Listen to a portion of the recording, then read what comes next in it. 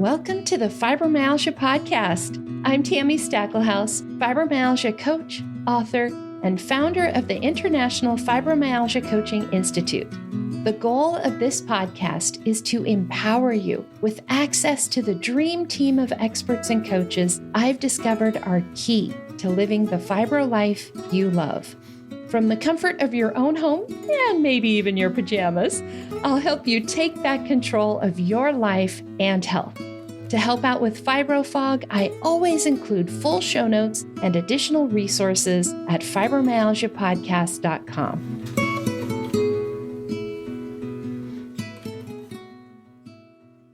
Welcome to the Fibromyalgia Podcast. I'm your coach, Tami Stacklehouse, and this is episode 102. In today's episode, I'm interviewing Rachel Rabkin Peachman and Dr. Anna Wilson, co-authors of the book, When Children Feel Pain, From Everyday Aches to Chronic Conditions. This is a powerful book, and it covers a wide range of topics related to pain in children. To quote the book, nearly 1 out of every 5 children in the U.S. suffers chronic pain, while 30 to 40% of children over age 12 report feeling some form of pain in any given week. Now, as an adult who was a child who had pain, that number still surprised me. I always felt pretty alone in my pain as a kid and like I was different. But this statistic says that 20% of children suffer with chronic pain, and 30 to 40% of kids over 12 have some form of pain in any given week. So it is a lot more than I was expecting, to be honest. From the pinprick of a needle with vaccines, blood draws, to stomach pains, headaches, and even chronic pain conditions like fibromyalgia and endometriosis, CRPS, children's pain is, for the most part, being undertreated, even still today. In my conversation with Rachel and Anna, we talk about the research that's being done on pediatric pain, the importance of treating even minor pain early, and how treating it changes the course that pain takes in a child's life. Simple ways that you can help children manage their pain, and the way that our own chronic pain as parents affects our children. We cover all of that. I highly encourage you to read their book, When Children Feel Pain. To be honest, it was actually a very hard read for me at the beginning because I found myself in almost every story, including the ones about babies having surgery with no anesthesia. I was one of those babies. And as I mentioned in the interview, I have no actual memory of the event, but there is no question in my mind that my body remembers that. My cells remember that. And during the interview, I do share some of my own childhood pain experiences. So truly, anyone who has influence over young lives should read the book When Children Feel Pain. This means teachers, parents, aunts, doctors, godparents, anyone. It is a hard truth to read in places, but it also is full of hope and offers actual suggestions for what we can do to change the future. Now, let me introduce you to my guests. Rachel Rabkin Peachman is a seasoned journalist and author specializing in health, science, and family. She has written for a wide range of publications such as the New York Times, Consumer Reports, Prevention, and the Washington Post. She is the co-author of When Children Feel Pain, From Everyday Aches to Chronic Conditions. Rachel has been a staff health editor at magazines including Hearst Healthy Living, Family Circle, Parents, and Parenting. Most recently, she was a deputy of special projects at Consumer Reports. Her work has won the Deadline Club Award for magazine investigative reporting and has been a finalist for the National Magazine Award in public interest journalism. A graduate of the University of Michigan and Columbia University Graduate School of Journalism, Rachel lives in New Jersey with her husband and 2 children. Anna Wilson is a pediatric psychologist and associate professor of pediatrics at Oregon Health and Science University, where she works on the prevention and treatment of chronic pain in children and adolescents. Her research has been funded by the National Institutes of Health and the American Pain Society. Anna is the co-author of When Children Feel Pain, and she has earned her doctorate in psychology from the University of Washington and currently lives in Oregon with her husband and 3 children. As always, I want to remind you that the information you're going to hear in this episode is not meant to be considered medical advice, nor is it intended to replace consulting with a qualified physician or other healthcare provider. As I always say, Anna may be a doctor, she may be a psychologist, but she is not your psychologist, most likely. So please take the information that you hear in today's episode and share it with your providers. Share this book with your providers. Buy them a copy, hand it to them. Share this episode with your providers. And definitely make sure to stay tuned after the interview. I have some additional resources and information beyond what we talk about in the interview that will be of use to you if you have children in your life who are experiencing pain.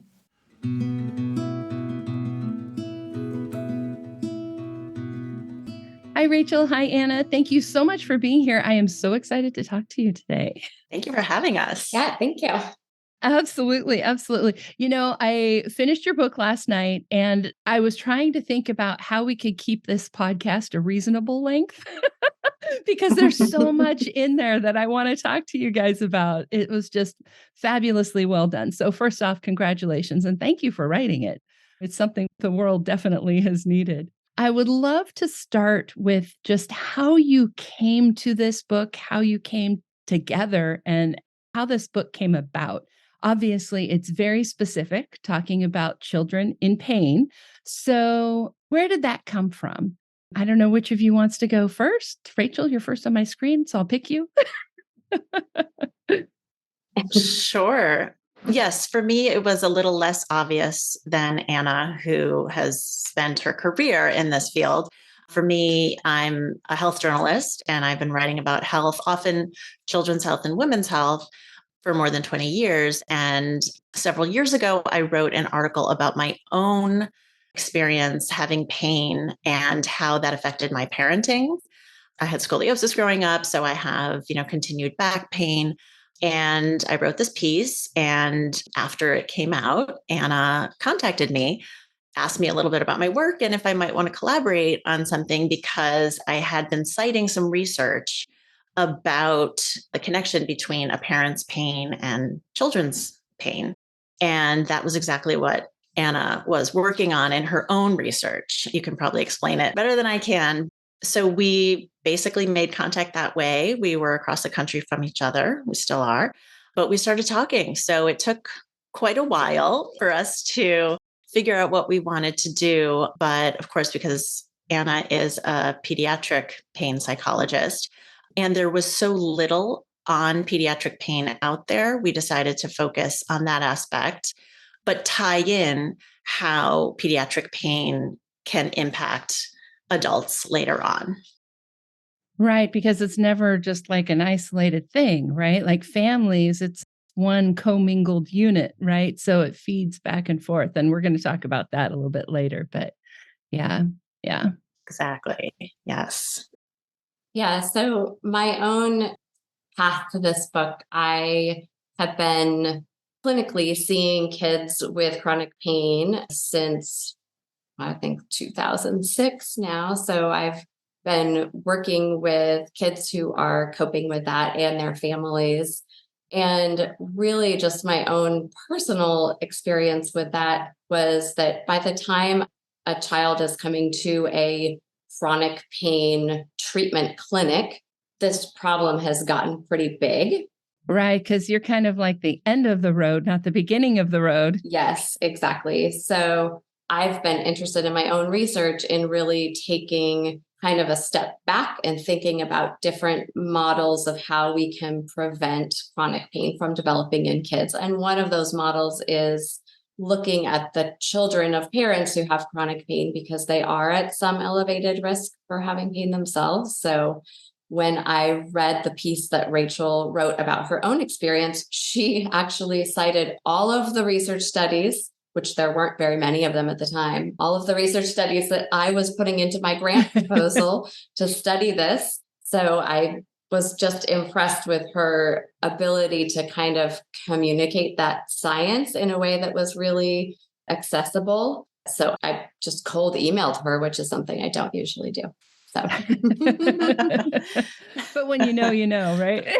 When you know, exactly.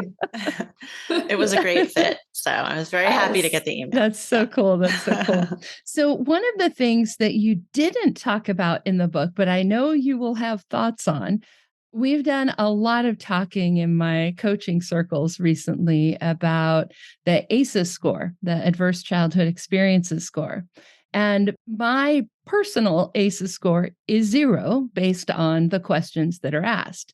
However, I have a lot of childhood medical trauma, things that were done in the name of love, in the name of good medicine, things that needed to be done, but that were traumatic for a child. And so I'm just curious what your thoughts are on that. I've often felt like that ACEs questionnaire needs to be updated to include that medical trauma, because that would totally change things for me. Yeah, that's an interesting perspective. I have done some work using that questionnaire, and you're right, it doesn't capture lots of different dimensions of things that can be traumatic or even just really stressful for children. So, I mean, there you just started a whole new line of research. Well, you keep me posted, will you? Yes. I think the trauma and the sort of medical experiences have been really kind of separated in research previously. Yeah, but as a person going through them, they're not in separate buckets. 100%. But I do think you're right, though, in culture, maybe not in research yet, but in culture, people are talking more about medical trauma.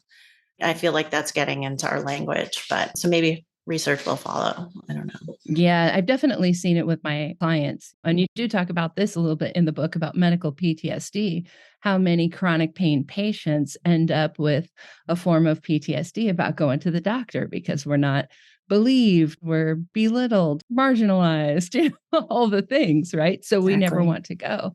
So I do think that it is becoming more of the conversation. Yeah. Yes. Another thing I found really interesting in the book was when you were talking about people who cannot communicate their pain, right? So babies or whoever else might not be able to say, I hurt here, and being able to observe their pain in their body language, their facial expressions. And it just reminded me of how many times I've been somewhere, usually with my husband, and I will say something to somebody because I can tell that they're in pain. Like they're advertising, hello, I'm in pain. And my husband's like, how did you do that? So I would love for one of you to just kind of share what some of the things are that they found in the research and they look at in research, particularly with like infants, babies, where they're looking at what other signs are there for pain aside from saying, I hurt.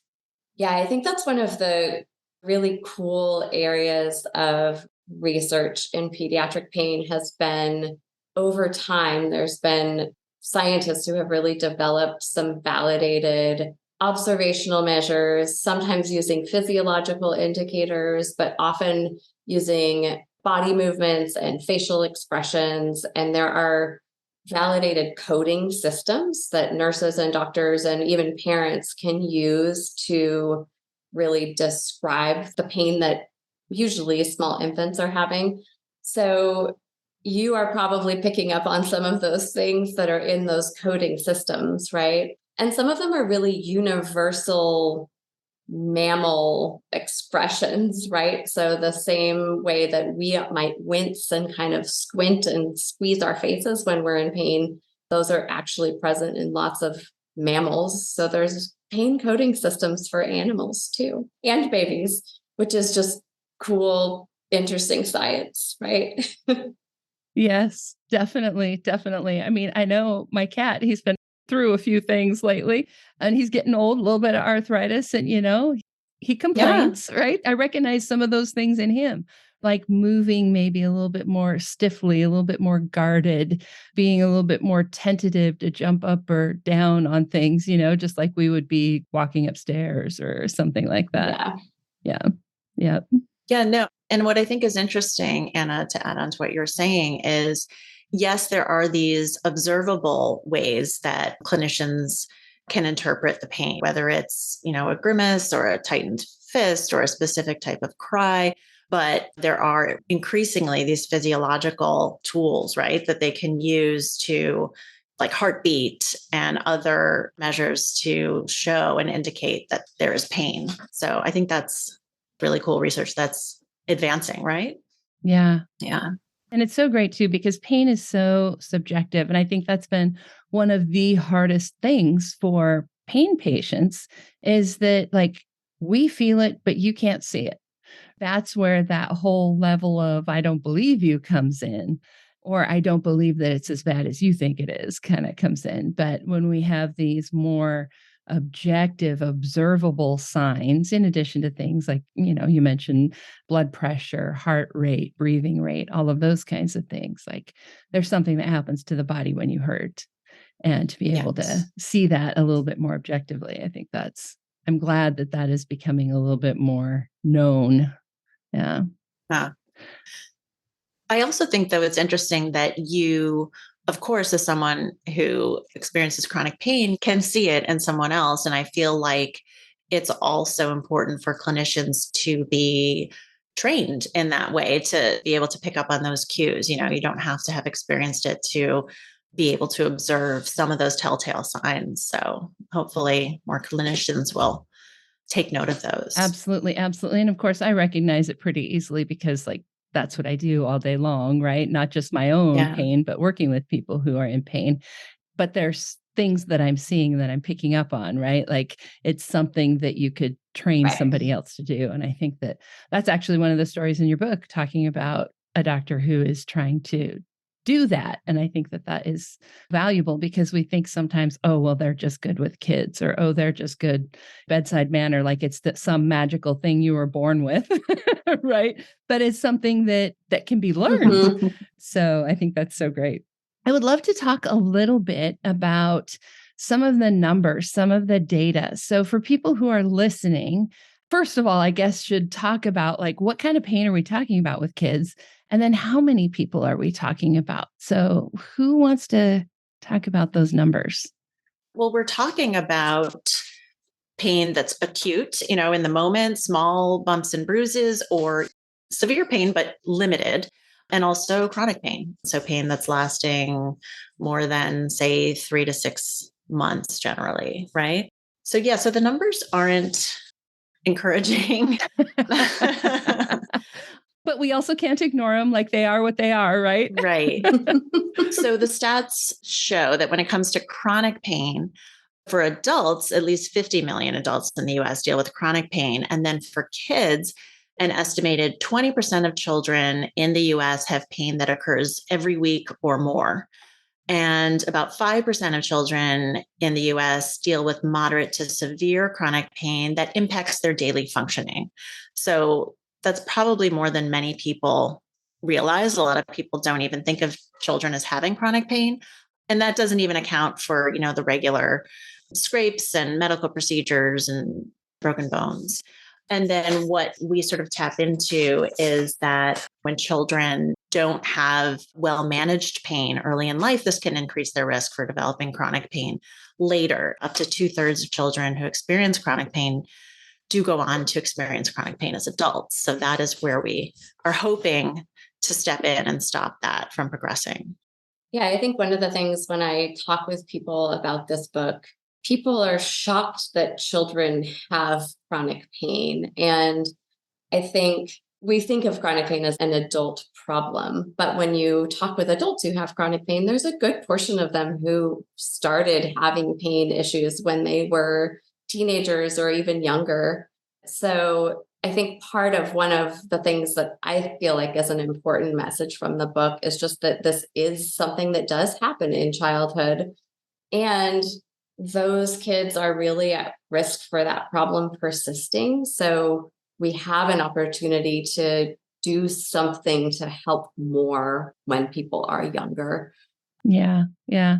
I mean, I know what you're saying about people having the thought of, wait, what? Kids have chronic pain? It's not But at the pain, same it's time, true. as one of those kids who grew up to an adult, I'm like, well, yeah. Right? Like, it's just for those of us who've been there, Rachel, you're one of those, it's like, well, yeah, of course kids Right. can be And that way Right. too. And it's not like there's an arbitrary line at 18 where you're just like, Outgrow it or grow right. into it or whichever the case may be. right. And so many of those children, as you're saying, they're dismissed, they're ignored by doctors, often by their parents. And, a lot of times well-meaning, well-intentioned people who just don't get it because it's hard to convey. Mm-hmm. I have to say, I was absolutely horrified by the story that you told in the book about the preemie who had heart surgery with no anesthesia. If I hadn't been talking to you guys today, I might have stopped reading at that point. Like, it was so hard to read. Like, that wasn't that long ago. That was in the 80s, not 1880s, 1980s. Yeah. 1980s. It's a horrifying story. Yeah. And it's not isolated, right? I mean, this family's story has gotten some awareness because of factors around it and press at the time, but that wasn't an anomaly. And babies were regularly undergoing pediatric surgery with just paralytics and not anesthesia because they didn't really know that infants experienced pain at that age. They thought their nerves weren't developed enough, or for the people who maybe did think that, they thought that the anesthesia was more of a risk than the pain, which wasn't the case. Right, right. And some of that, of course, is medicine changing, right? Like, there was a point where that would have been more of a concern, but now we've got better anesthesia, better control. It's not so much, but yet that thought carried over, even though the medicine had changed. I think that's one of the interesting statistics that doesn't get talked about a whole lot, is how long it takes for us to realize something in research and to get that out to the doctor that you see every day in your primary care office. Yes, 17 years is what they have found, right? So something that experts have figured out, we're not benefiting from that knowledge in the exam room for 17 years potentially. So, which is a whole child's life. Exactly. That's birth to almost an adult. So, yeah. Exactly. Yeah. And I think that's why, one of the things that I really enjoy about being in the field of pediatric pain research is that I think that's something that as a scientific field, we have really realized, and more so than in other areas of science and medicine, have started doing things to try to address that gap. So how do we get the information about how to manage kids' pain directly to the people who need it sooner? So there's been a lot of really neat approaches for doing that we talk about some in the book that are trying to increase that knowledge translation and get that information to patients and parents and pediatric providers sooner rather than later. Absolutely. Yeah, it's definitely needed. I thought it was super, super interesting that you start your book talking about something that we all have happen frequently, which is needle pokes, right? Vaccinations, blood draws, giving a shot of some kind or another, and that you start there. I have memories as a kid knowing I was going to have a blood draw and like running through the halls of the doctor's office trying to find a place to hide, like not exaggerating.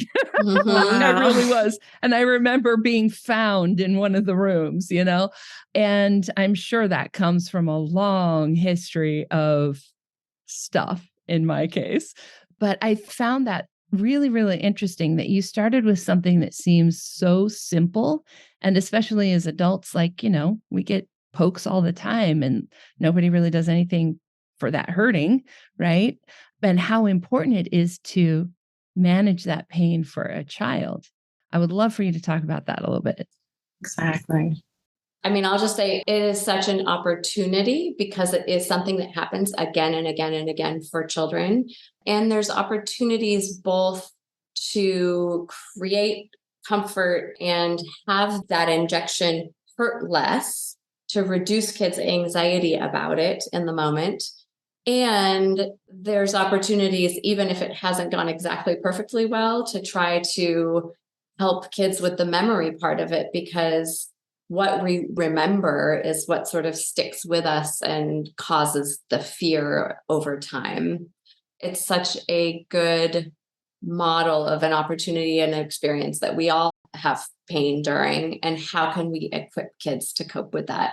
So yeah, I really like looking at it, as you're saying, as an opportunity. We have this exposure, and whether a child is old enough to remember it or not, the body remembers it, the nervous system remembers it. So it's, every little poke is a chance to teach that nervous system how to regulate that pain and what to associate with that experience.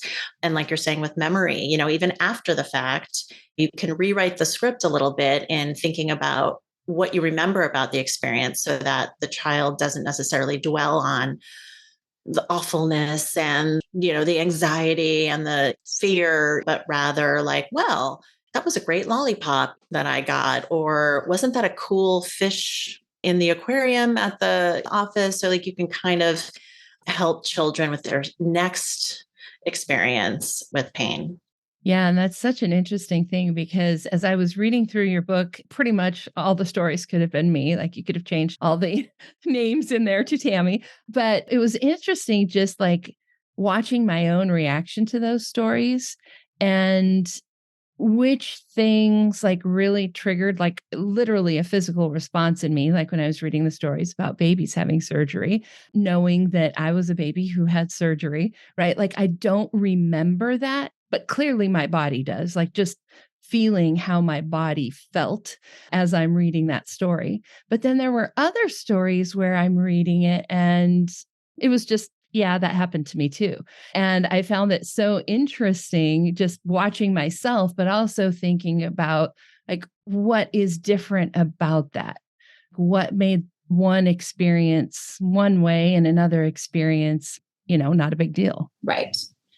And you think about whether there are things that brought you comfort or gave you some self-efficacy in some of those situations where you don't have that super strong reaction, right?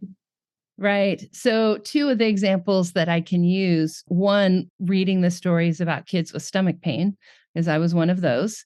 And that was like, I could feel that really bothered me.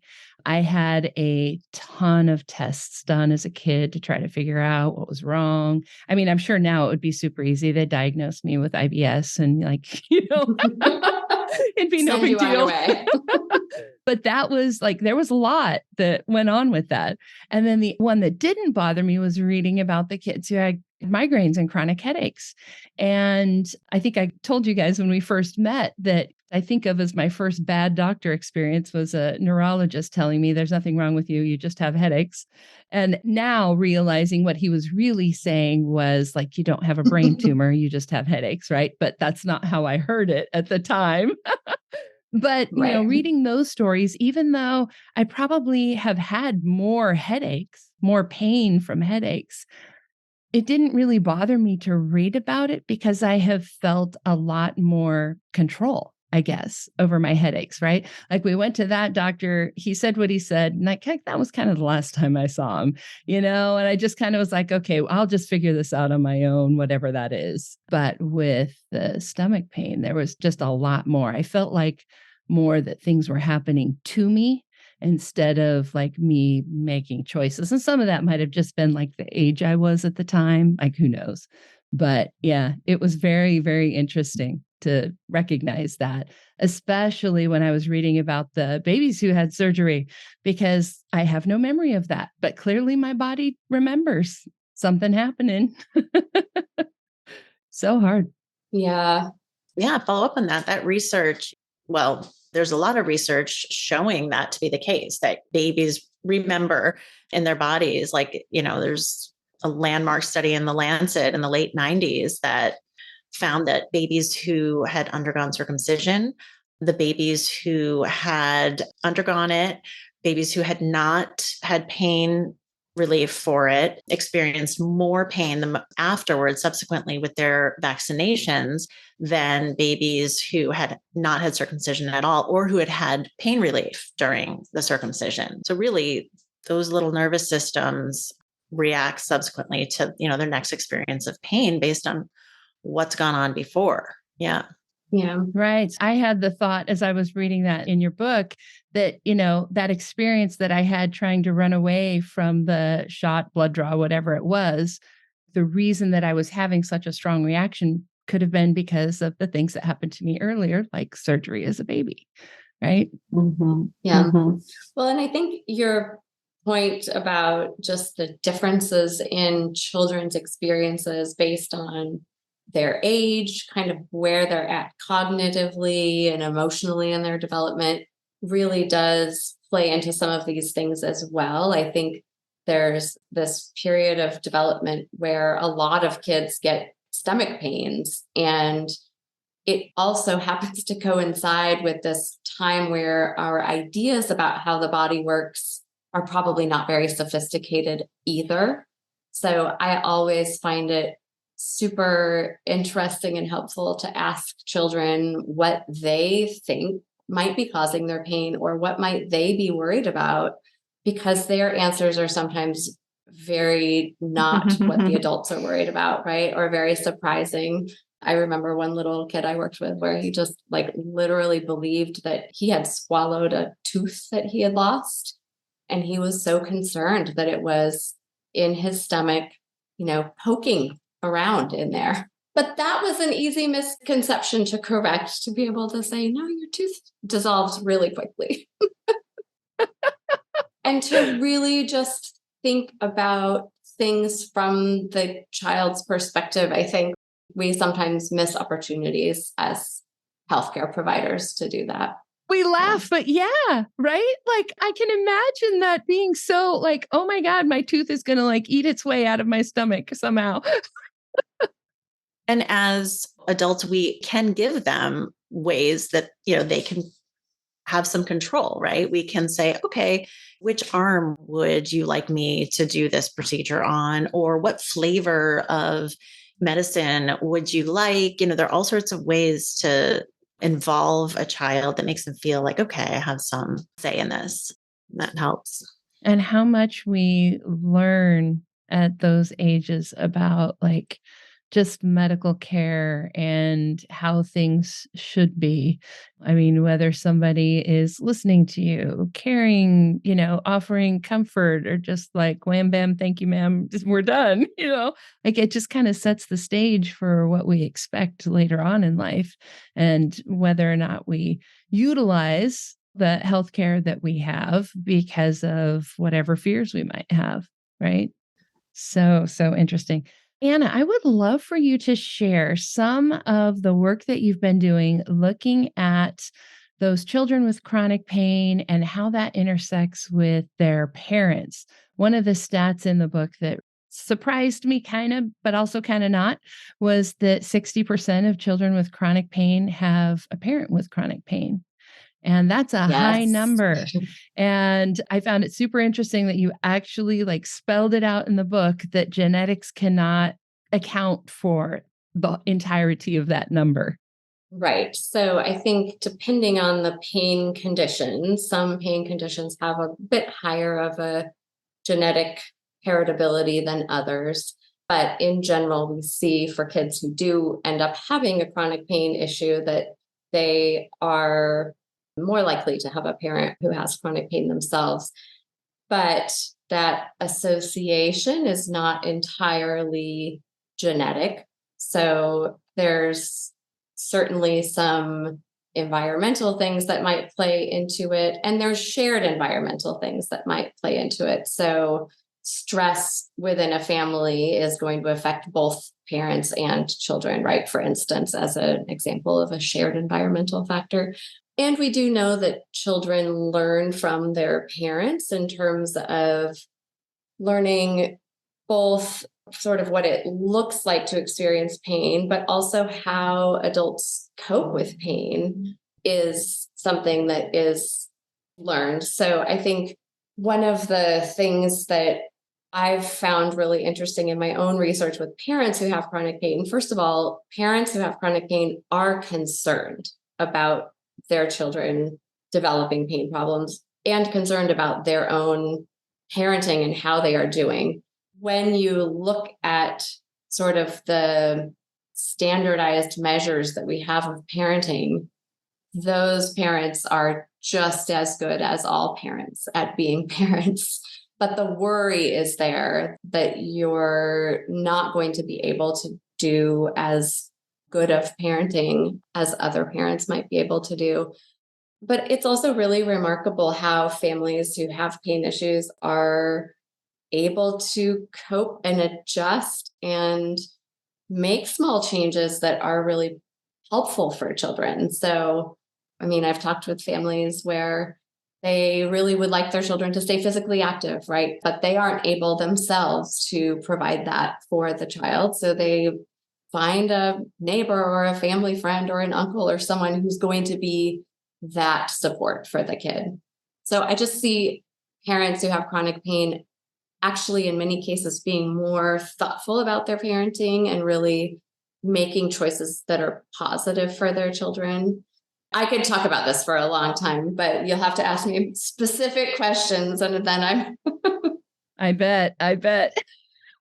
Yeah. Well, just one specific example that has helped me personally, because exactly, I'm worried about somehow transferring pain to my children. I have two kids. And even just something as simple as saying, "Oh, I have a headache right now, so I'm going to go lie down," is demonstrating that I have pain. It's not an emergency. It's not something to be feared and freak out about. And also, I can do something about it. I can go lie down, or I can take a pain reliever, or whatever it is that I'm doing to help myself deal with the situation. So right away, it's like, okay, pain isn't a scary monster. And that's just one little way that a parent with pain can sort of create the environment around pain that's not detrimental to the children. Right.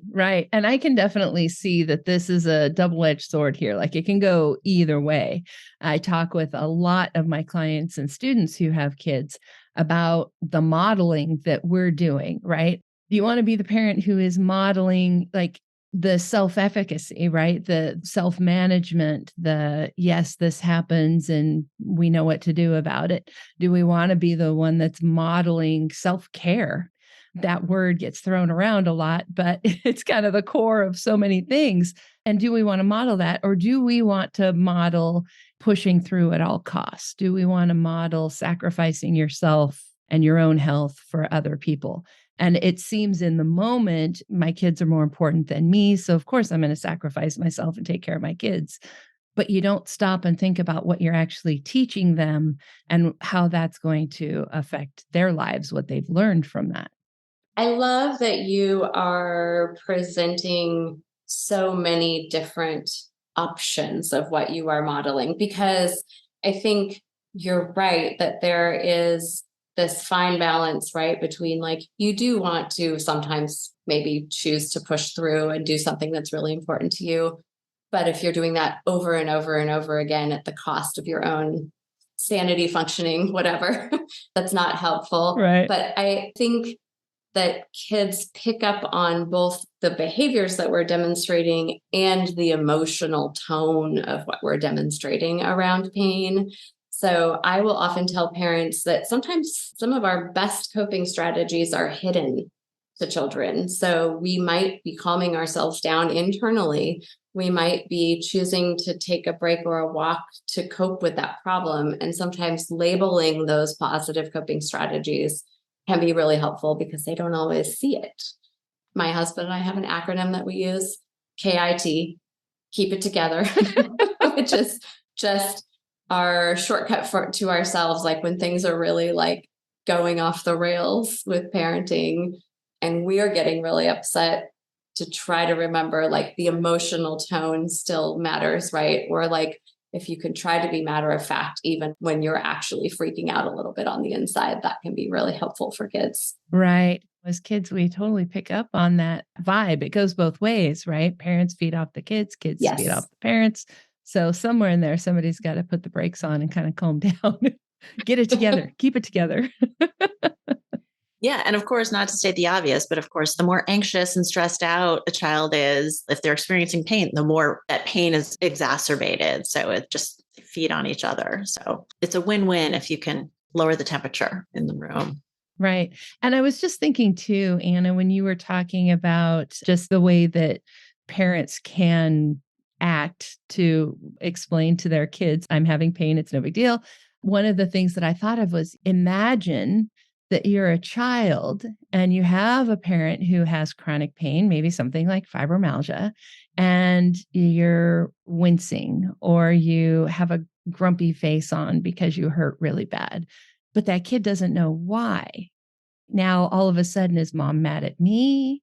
Is there something really wrong in our world? There's just so many other ways that that could go rather than I happen to be having some pain today and it's not a big deal. Yeah. So important. There is still some work to be done in science to figure out what a lot of the treatments that we have for adults with chronic pain don't really consider parenting as an important domain of adult life, even though they probably should. And a lot of the treatments that we have for children who have chronic pain do include parents and do focus on parenting, but they don't consider the parents' own pain experiences very often. So I think there's some things that we can do. I mean, I think we've already just been talking about like what are some ideas of things that could be helpful.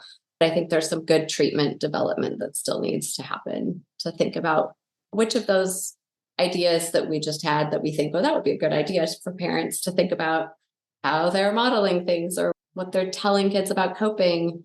I mean, we have all those good ideas, but we don't actually have a lot of data about which ones are most helpful for kids in the long run. Well, we meaning researchers like you, do have evidence that catastrophizing makes pain worse. Dwelling and worrying and, obsessing about, is the pain okay? What's going on? How do you feel? And coddling around it and all of those, or just worrying that this is like the end of the world, that tends to make pain worse. So we can try to stop doing that.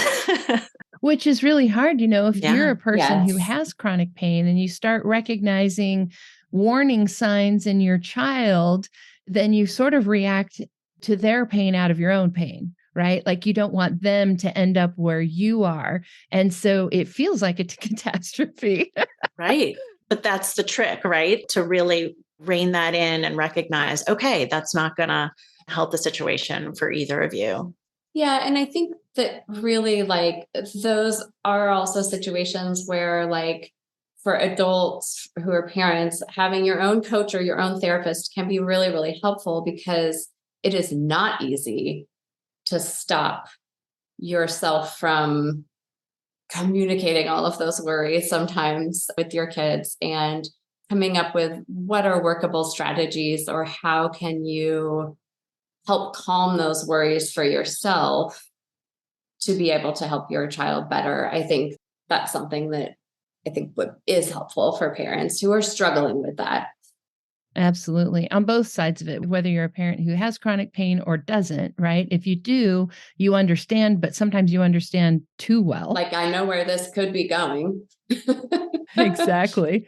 And if you don't understand, like that's its own other set of issues. So I totally agree with you that having some kind of help as the parent to navigate your own thoughts and some coaching on how you can be better help to your kids, I think can be so valuable and change the trajectory for those little lives.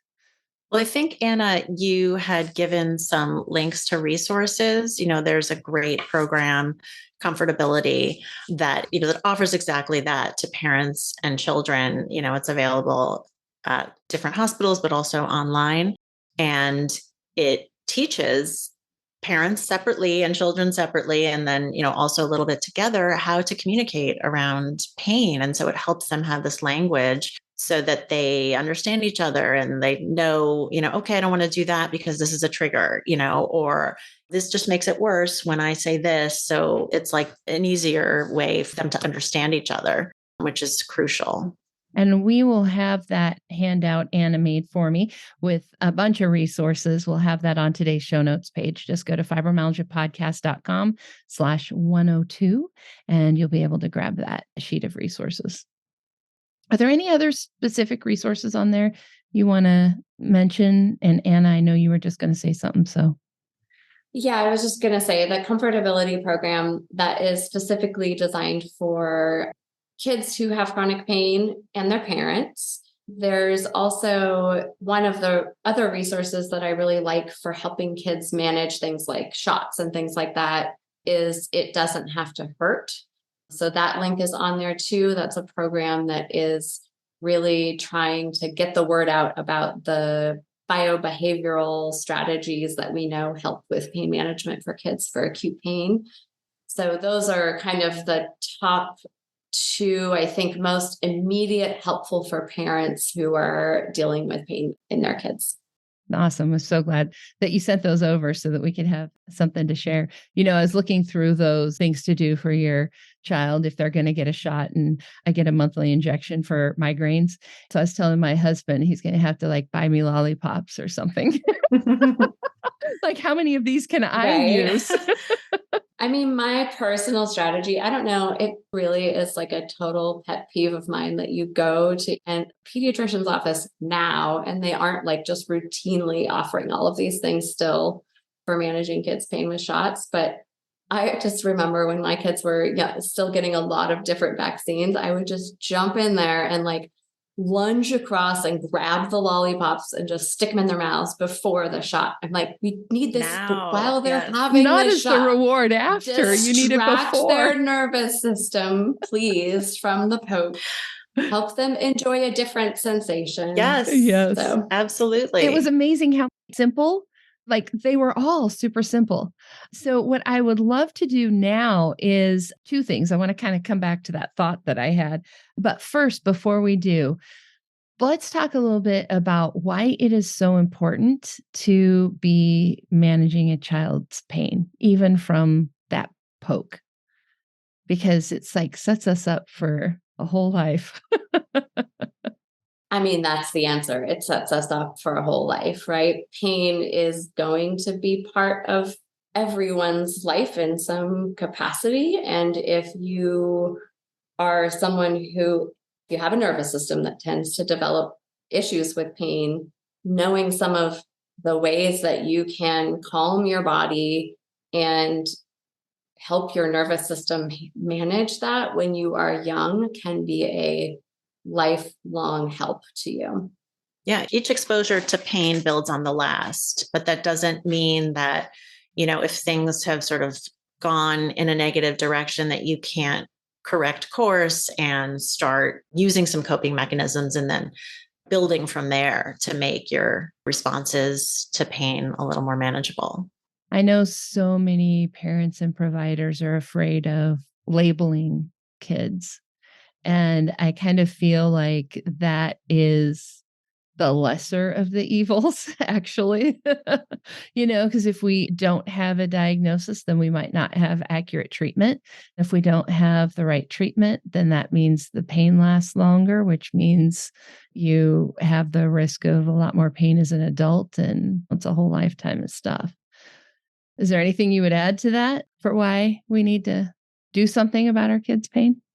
I mean, it's been an interesting progression over the course of, I would say, a few decades now to see things like fibromyalgia being more increasingly diagnosed in children and in childhood. I think some of that is clearly just the medical field kind of catching up with information, right? So for a while, there were really just a couple of places in the country where that was a thing that would be diagnosed. And there was this hesitancy, I think, for some providers and some parents even to give a label to something when someone was, quote, just a child, right? But you're right. The knowledge is also power, and knowledge is also can really be helpful for patients in understanding what's going on in their bodies, right? And understanding how pain works and that it can be managed. So you certainly probably don't do kids any favors by trying to not give labels, I guess, is what I would lean towards at this point. And I know, there were so many times as a kid that there were all those questions of why is this happening? And if I had been able to be diagnosed with IBS as a kid, I would have been like, okay, that's the thing. And there's like a certain amount of relief that comes with having a label instead of what is this? Do we need to keep looking? More pokes, more prods, right? And I think sometimes there's this uncertainty. There's a whole bunch of interesting research on diagnostic uncertainty because patients don't do well with it, and neither do physicians. No one likes to be in that place where you're not quite sure what's going on. And I think one of the unfortunate things about a lot of chronic pain conditions is that they are inherently kind of uncertain, right? There's not a clear test for lots of these things. They're diagnoses that are driven by symptoms. And for kids, especially, you want to make sure that there's not some life-threatening medical thing happening. So there's been a lot of focus on that part of it and a little less focus on what is the best thing for patients in terms of naming some of these conditions sooner rather than later. So there's been some research work on this too, but and some terms get thrown around from time to time. But yeah. We write about one study where it's from the parents' perspective, and parents are given, I believe it was a video of the doctor explaining, different scenarios of what was wrong with their child. And the explanation that was the most uncertain was, the most upsetting to the parent. And so, yeah, I think giving people as much information as is appropriate and giving them ideally tools to help is huge. And yeah, just understanding the issue and feeling that relief of okay, this isn't a huge mystery and I have some things I can do to manage it. Mm-hmm. And actually, I remember the part you're talking about, and part of what was reassuring about the one that was reassuring was really explaining this is what's happening. Here's how pain works. Here's why there's nothing wrong, but there's something wrong. Exactly. Yes. Yeah. I was going to say that process too of knowing what's happening, I think for kids and for adults, then you also have this realization that maybe you're not alone.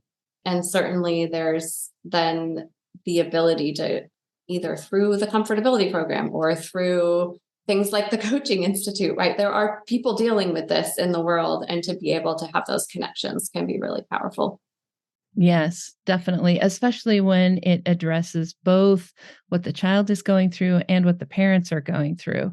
I've got a couple of coaches who also have kids with fibromyalgia, and so they're able to talk to those parents who are in that situation from their own experience. And there's just something so healing about talking to people who Yeah, get you, right? Who actually understand and have walked in your shoes, absolutely. So from here, then, we've talked about how parents' pain can affect kids' pain. And of course, we're not saying like, your kid is just mimicking you and it's not real, but we're also not saying that you aren't a part of it.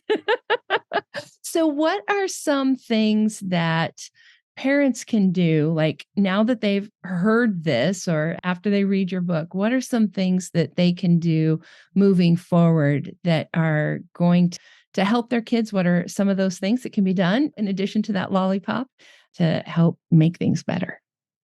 I mean, I think one thing that I would say is to think about everyday pain experiences as almost learning opportunities that both their experiences and your own as a parent. So I think your question that you had of like, what do you want to be sharing or modeling with your child is worth some reflection for parents of like, okay, this is what I'm thinking or feeling internally, but what are they actually seeing happen? Because that's such a powerful learning tool for kids. And thinking about some of these things that are strategies that we know work for helping reduce pain for kids are pretty simple things like doing some deep breathing, doing some mindfulness or sort of imagery type of exercises, other things that can calm the nervous system, like nice smells or other access to just things that comfort children, and really thinking about naming those as comfort strategies and helping kids to access them in the moment when pain is going to happen or when they happen to be having pain, because kids don't always control when pain happens to them, right? That's the terrible thing about pain. It's why it's such a strong teacher, right? Is it can be sudden and you don't always know why it's happening. So being able to give kids things that they do control in those moments, right? You do control maybe choosing a relaxation thing you'd like to try or choosing which, distracting video game you want to play briefly. All of those things can be good for helping kids cope with pain, but giving them some power and control in the moment is really helpful. For my kids, they know, well, they're getting a little bit older, but they have known for most of their life that, when we're going in and we're going to get a shot, they've got their lollipop or sucking candy. I'm set with, the phone so they can watch whichever video they've chosen, and we're holding hands, so they've got all different sensory stimuli coming in, that's beyond the poke of the needle. And it's true that they sort of then can control what they want, whether it's the video or lately, my youngest has been saying like, I don't need the video anymore. It's like the sucking candy is enough, So I feel like it's worked to help normalize and make it less of a big deal. And I think the important thing about that too is like identifying like this is what we're doing and why we're doing it. Because otherwise, like, that we're just killing time watching videos while we're sitting in the doctor's office, right? And then that's a different thought process on whether or not you need it or not, because that wasn't why you were doing it. So I think that is such an important point, is to like really name those things and even use those as a teaching moment. This is what we do when we hurt. This is how we manage it. This is how we diffuse things when we're anxious so that we don't hurt. Like all of that stuff. And a lot of times, as adults, we do those things. I think, Anna, you were the one who said it almost unconsciously. We just do it, but really being more out loud about it. I think the other thing is being out loud about it and then also recognizing that the goal with development for kids is for them to become more independent with those things over time. So I think one of the things that happens is just a common pattern for parents to get into is sort of swooping in and doing something for the child. And that can be really helpful, but you also don't want it to be a situation where like it's kind of parallel to like putting a toddler to bed, where like you've had to read like 17 books in an exact order, and then you have to lay down with them for 25 minutes, and then you have to do this. There's like, I've been there myself, right? Of like all the things that need to happen. So you don't want it to end up where your child is 100% relying on your presence all of the time, even though you may be a very good source of comfort for them. And that may be part of their managing pain for lots of things, but just showing them that they can access comfort themselves over time, I think is important too. Mm-hmm. Partly just in the growing up stage, just in the growing up, right? Yeah. But also like, something happens at school, mom's not there, right? Like we need to be able to take care of ourselves, even at a young age to a certain extent. Yes, along with all of those techniques you can use to help minimize pain in the moment is just, again, just a reminder to keep it together, that it's just like a normal everyday thing that's going on, so that you're not making it like, oh, we have to do all these huge important things, otherwise it's going to be terrible. So just sort of keeping your tone fairly neutral is key. Mm-hmm. That was one of the things that really surprised me in your book when you were talking about study looking at shots given at a school and different ways to relieve pain. And the one that actually did the worst was putting on the numbing cream an hour before, possibly because they had an hour to think about it. I would be that kid. But I thought, such a good example too of that, trying to keep things calm and normal. And if we have to like, oh, we got to remember to do this a whole hour before, like there's just a whole different vibe to that, right? Like there's a different feeling, a different level of anxiousness, all of that going into it. Yeah. My other favorite studies about that are the studies about parental reassurance, where if you have parents that are saying like, it's okay, it's okay, it's okay. Right. There's a reason you're telling me this. That means it's not okay. You're going to be fine. Right. Exactly. I swear you're going to be fine. It's okay. But just thinking about like the tone of what you're saying and like being realistic. You don't want to predict things that aren't true for kids either. Like, yeah, it's going to hurt for a second. It might hurt for a second. Here's the things that we can do. Yeah, that's so often, the nurse or whoever's giving, the procedures, it's not going to hurt. It's like, no, be honest. It's going to last for about 10 seconds and then it's over, end of story. Yeah. Yep, exactly. So I would like to just wrap this up with each of you, like thinking about the person listening who probably has fibromyalgia herself. What would you say to her, to those parents, teachers, like anybody who has young ones in their lives, and about their own pain? Rachel, I'll just start with you.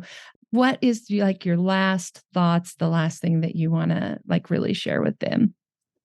Well, I mean, I'd love to share, a little bit of hope that there really are tools that everyone can access, that are, even if you can't access the best, physical therapist near you or, this particular specialist, there are a lot of coping mechanisms that can help manage pain that are, things you can do right in your home or online. And just, I've been so inspired by the research that it, continues to come out, that more and more we're just finding out about different conditions and ways to help manage them. So I feel like things are only going to get better. So I would offer some hope.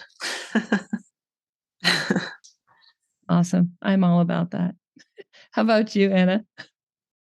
One thing that I find really hopeful and promising about this whole area of research is that there's a whole group of scientists who are studying pain in children and really working hard to make it better and find ways to effectively treat it. So just knowing that makes me feel more hopeful about the situation. And I think for adults who are coping with chronic pain, our nervous system is plastic throughout life. There certainly are times in life, like it would have been nice for many adults who have chronic pain to have had different experiences with pain in childhood, but there is still hope that those things can shift and adjust as you get older and as you mature. You don't get older, we just mature. But there's certainly still things that can be done to help you manage pain as an adult. And you bring, as an adult who's had that experience, actually something very valuable to kids who are going through pain, because kids don't need a lot of other kids dealing with these things. So being able to have adults in their lives who have experienced similar things, who can help model positive coping and who can help them navigate getting care, is really a valuable, powerful thing. I agree. Absolutely. And think about it. Think about what you're modeling. If there's somebody who lives with chronic pain on a day-to-day basis, a lot, and there's a lot that you can be sharing and teaching your kids, even if they don't have chronic pain, right? Just your experience with pain. And speak those things out loud, model them not just on accident, but on purpose. Awesome. Well, thank you to both so much for being here and for the interview. And for everyone listening, this is the book, When Children Feel Pain. It was a fabulous read. As a person with pain, who was a child with pain, it was very validating, even when it was hard to read, because I could relate a little too well. Yes, so thank you both so much for writing the book. And Anna, thank you for the research that you're doing and the work that you're doing. It is very, very much needed. Thank you. It was really good talking to you. Thank you for having us.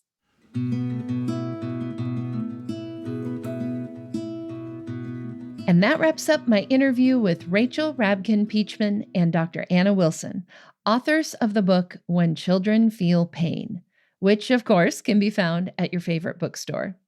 We'll also have a link to where you can buy their book in today's show notes. Just go to fibromyalgiapodcast.com/102. As I mentioned at the beginning of the episode, I do have a few additional resources for you, things I think will be helpful if you have any young one in your life that is experiencing pain. As we mentioned in the interview, Anna has put together a page of wonderful resources. You can download those on today's show notes page. Again, it's fibromyalgiapodcast.com/102. I also have a couple podcast episodes you might be interested in. First, I recommend episode 25, The Impact of Juvenile Fibromyalgia on Families, with certified fibromyalgia coach Jaira Helfin. In this episode, Jaira talks about the ways her daughter's fibromyalgia has affected their whole family, and some of the things that Jaira was able to do to help her daughter in school, such as a 504 plan or IEP, an independent education program. She'll also talk about some of the things that were particularly helpful in managing her daughter's fibromyalgia. I also recommend episode 16, Fibromyalgia in Children, with Dr. Melissa Congdon. While today's episode was about pediatric pain in general, my interview with Dr. Congdon is about juvenile fibromyalgia specifically, including what to pay attention to if you worry that you have a child with fibromyalgia, and some tips on how to track symptoms to help your doctor take you and your child's pain a bit more seriously. Lastly, I want to mention our special Be a Coach podcast series.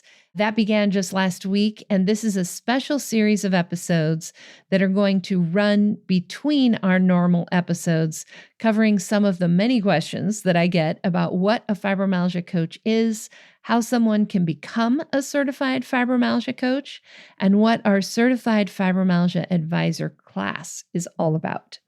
Our next training program begins in just a few weeks. So if you are curious at all, go check out the Be a Coach series on the podcast website or just in your favorite podcast app. If you're not interested, no worries at all. Just skip over those episodes. We will still be releasing regular episodes every other week. Now I've got this week's listener shout out for you. This one comes from someone I know personally. This comes from Wendy Stone, who was a member of the support group that I used to lead back when I lived in Portland. And it was so fun, Wendy, to see your name pop up on my Facebook feed as you giving a recommendation. And Wendy says, Tami has fibro herself, so she gets us. I highly recommend working with her or any of the coaches she's trained. Thank you so much, Wendy. And I just had to give you a shout out here and say hello. It's always so fun to see notes like this from people that I actually know, because most of the people that send me notes are people I haven't met yet. So it was fun to see your name and see your face. So hello to you. And that wraps up our episode. I will see you all back here next time. And that wraps up another episode of the Fibromyalgia Podcast. I'm your coach, Tami Stacklehouse. For daily doses of hope, inspiration, and practical advice, come hang out with me on Facebook. Visit facebook.com/fibrocoach to find my personal coaching page and connect with me directly. To find the show notes, additional resources, or to schedule a consultation with me or one of my coaches, visit fibromyalgiapodcast.com.